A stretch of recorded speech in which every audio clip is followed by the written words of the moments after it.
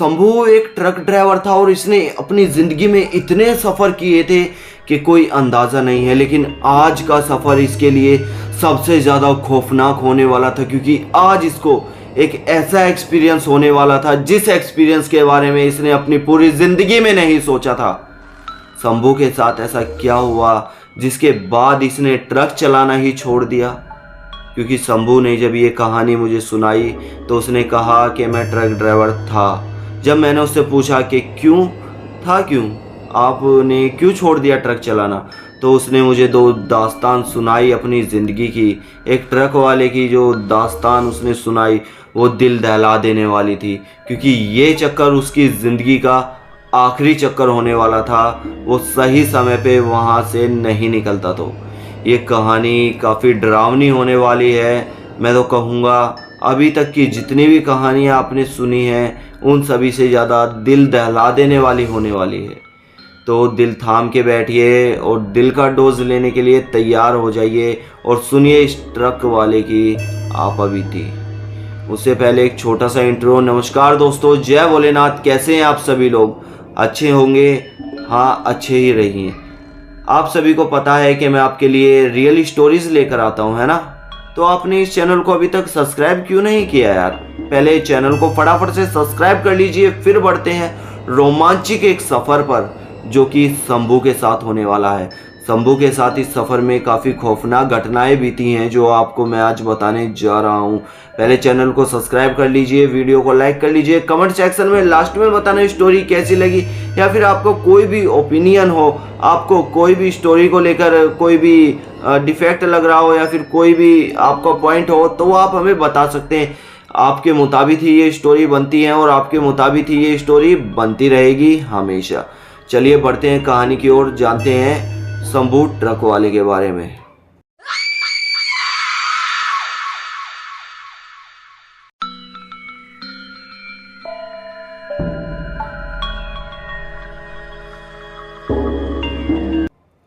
शंभू एक ट्रक वाला था जिसने अपनी पूरी जिंदगी इसी में निकाल दी। शंभू की उम्र करीब 35 से 37 साल की उम्र के बीच में है। शंभू को ये चक्कर भी एक इसी तरह मिला था जिस तरह सभी चक्कर मिलते थे। उसने अपने ट्रक को एक कंपनी में लगवा रखा था जहाँ से उसे लंबे लंबे टूर मिलते थे। ये टूर उसे हरियाणा से लेके बंगाल तक का मिला था।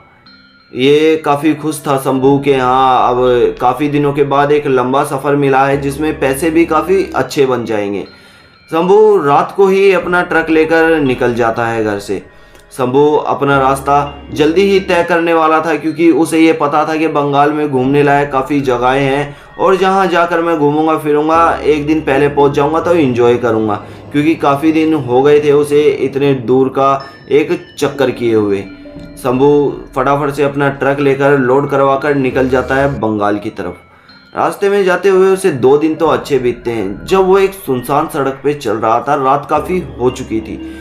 लोगों ने उसे कहा था कि सुना था उसने कि इस रोड पर रुकना नहीं चाहिए रात को, लेकिन वहाँ पर काफ़ी ट्रक लगे हुए थे। तो शंभू ने सोचा कि आज रात मैं भी क्यों ना यहीं गुजार लूँ, अगली रात उठ के ट्रक चलाऊँगा, सुबह अपने टाइम से निकलूँगा। और रात के समय पे ज़्यादातर ट्रक वाले सो भी जाते हैं, ऐसी जगह पर सोते हैं जिस जगह पर कुछ ट्रक वाले पहले से ही हो या फिर कोई भीड़ भाड़ इलाका हो, क्योंकि लोग डकैती करने वाले, चोरी करने वाले अक्सर ट्रक वालों को पकड़ लेते हैं और उनसे छीना झपटी कर लेते हैं। तो शंभू के साथ ये पहले भी हो चुका था, तो वो सभी के साथ सोना चाहता था। शंभू को यहाँ पर काफ़ी ट्रक दिखे तो अपना ट्रक रोककर वो वहीं पर सोने की कोशिश करता है, कुछ खाता पीता है और लेट जाता है सोने के लिए। लेटने से पहले शंभू अपने घर पे फ़ोन मिलाता है, अपनी वाइफ से, अपनी मम्मी से, अपने बच्चों से बात करता है और थोड़ी देर आँख लगाने के लिए अपनी आंखें बंद करके लेट जाता है। शंभू को अपने साइड वाली विंडो नॉक होती हुई सुनाई देती है। उसकी विंडो को कोई खोलने के लिए कह रहा था। शंभू खड़ा होता है, देखता है तो वो एक आदमी था और वो विंडो खुलवाने की कोशिश कर रहा था। शंभू बिना दरवाज़ा खोले अंदर से ही कहता है कि भाई क्या हुआ, कुछ हेल्प चाहिए क्या? बाहर से आदमी कहता है कि भाई मुझे क्या कुछ खाना मिल सकता है, कुछ थोड़ा सा पानी दे दोगे? शंभू के पास कुछ बचा हुआ खाना और पानी था। शंभू ने उस आदमी को दे दिया। शंभू उस आदमी को खाना पानी देने के बाद वापस लेट जाता है सोने के लिए। शंभू की थोड़ी देर बाद आँख खुलती है तो वो आदमी उसे अपने साथ सोया हुआ मिलता है। शंभू ये बात देखकर काफ़ी डर जाता है क्योंकि उसने दरवाजे अभी तक खोले ही नहीं थे और ये आदमी अचानक से ट्रक के अंदर आ कैसे गया। शंभू खड़ा होता है और उस आदमी से कहता है कि भाई यहाँ से खड़े हो जल्दी से, तुम अंदर कैसे आए।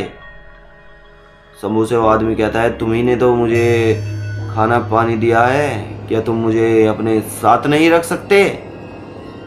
शंभू जब अपने आसपास देखता है तो वहाँ पर एक भी ट्रक नहीं था। जब शंभू ने यहाँ ट्रक रोककर सोने की सोची थी तो यहाँ पर काफ़ी ज़्यादा ट्रक थे। अब क्या एक भी ट्रक नहीं दिखाई दे रहा। और ट्रक वाले जहाँ एक बार ट्रक रोककर सोने के लिए रुक जाते हैं वहाँ पर सुबह से पहले नहीं निकलते हैं। शंभू अब काफ़ी बेचैन हो चुका था और वो आदमी अब ट्रक के अंदर से भी गायब हो चुका था। शंभू फटाफट उठता है, अपना ट्रक स्टार्ट करता है और आगे बढ़ाने की कोशिश करता है। लेकिन आपने काफ़ी सुना होगा या फिर देखा भी होगा, ये जो बड़े ट्रक होते हैं उनमें पहले स्टार्ट करके काफ़ी देर तक प्रेशर बनाया जाता है और वो ट्रक प्रेशर से ही चलते हैं। शंभू ट्रक में प्रेशर बना ही रहा था, इतनी ही देर में वो आदमी शंभू के ट्रक के सामने खड़ा हो जाता है और कहता है कि तुम मुझे छोड़कर नहीं जा सकते हो, तुमने मुझे खाना पानी दिया है, काफ़ी सालों बाद कोई मुझे मिला है जो कि मुझे इतने अच्छे से ट्रीट किया है, इतने अच्छे से बात की है। शंभू इस बात को देख के डर चुका था क्योंकि उस आदमी की आंखें अब पूरी तरह से सफ़ेद पड़ चुकी थी। ये कोई मनगढ़ंत कहानी नहीं है, बनाई हुई कहानी नहीं है। जब शंभू का मैं मैसेज की स्क्रीनशॉट कहानी के एंड में लगा दूंगा तब आपको पता चलेगा कि कहानी सच है।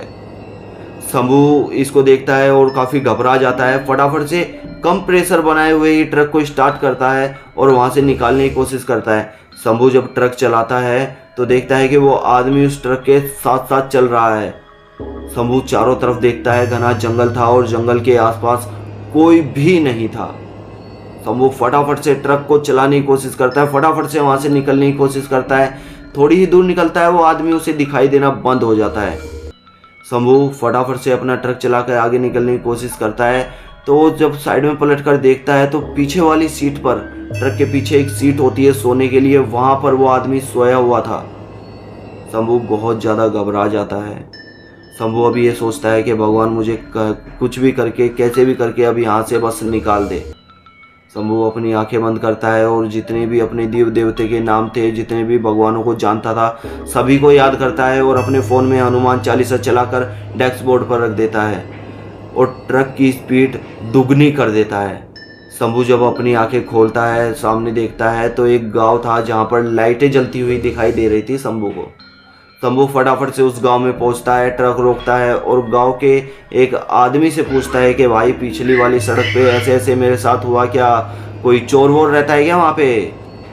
वो आदमी बताता है कि इस रोड के बारे में तुमने सुना नहीं है क्या, इस रोड पर काफ़ी सालों से एक आत्मा भटक रही है जो लोगों को परेशान करती है, तंग करती है और उनसे खाना और पानी मांगती है। शायद वो आत्मा भूखी मरी थी इसलिए खाना और पानी मांगती है लोगों से।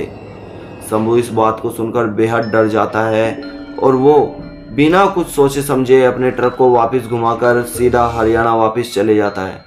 वो जाकर अपने मालिक से सारी बातें बताता है। शंभू का मालिक शंभू को डांटता तो है लेकिन शंभू को इस बात की तसल्ली थी कि हाँ मैं सही सलामत वापस तो आ गया हूँ। दोस्तों ये कहानी बिल्कुल सच्ची है। आपको अगर इस कहानी के सबूत चाहिए, मैं ये नहीं कहता कि किसी भी कहानी को सच मानो या झूठ मानो, मैं आप सच मनाने के लिए कहानी बैठा हूँ। सबूत चाहिए तो आप मेरे को बता देना, मैं कमेंट सेक्शन में, डिस्क्रिप्शन में इसका एक स्क्रीनशॉट भी लगा दूंगा जो शंभू ने मुझे कहानी भेजी है। आज की कहानी में इतना ही है, इतना ही एक्सपीरियंस था आज का। आपको कहानी अच्छी लगी हो, वीडियो अच्छी लगी हो तो चैनल को फटाफट से सब्सक्राइब कर देना और साथ में बेल आइकन भी प्रेस करना। ऑल का ऑप्शन होगा, आपने देखा होगा, एक बार बेल आइकन को दबाने के बाद देखो सब्सक्राइब कर लिया, साइड में ऑल का ऑप्शन आ रहा होगा, उसे एक बार क्लिक करो तो हमारी कोई भी नोटिफिकेशन आपके पास ज़रूर पहुंच जाएगी।